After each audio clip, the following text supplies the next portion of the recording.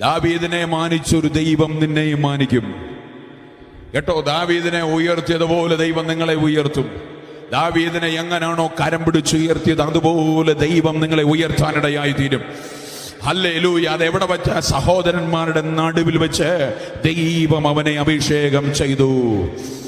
Praise the Lord. Hallelujah. എപ്പോഴും തിരിച്ചറിയണം, ദൈവം നമ്മെ മാനിക്കുന്നത് അവൻ എവിടാണോ നമ്മൾ നിന്ദിക്കപ്പെട്ടത് അവിടെ വെച്ച ദൈവം നമ്മെ ഉയർത്തുന്നത്. ഹല്ലേലൂയ. എന്താ ഈ സഹോദരന്മാരുടെ നടുവിൽ സഹോദരന്മാർ ശത്രുക്കളാണെന്നാണോ? അല്ല, നമ്മുടെ എല്ലാം സഹോദരങ്ങൾ നല്ലതാ. പക്ഷേ നമ്മളെ ഏറ്റവും കൂടുതൽ വേദനിപ്പിച്ച് നാട്ടുകാരുടെ വാക്കുകളല്ല, ആണോ? അല്ല. നമ്മളെ ഏറ്റവും കൂടുതൽ നിരാശപ്പെടുത്തിയിട്ടുള്ളത് മറ്റു പലരും പറഞ്ഞിട്ടുള്ള ഒരു കാര്യമല്ല. എങ്ങാണ്ടും ഒരുത്തം വല്ലതും പറഞ്ഞാൽ നമുക്കെല്ലാം വേദനിക്കുമോ? ഇല്ല.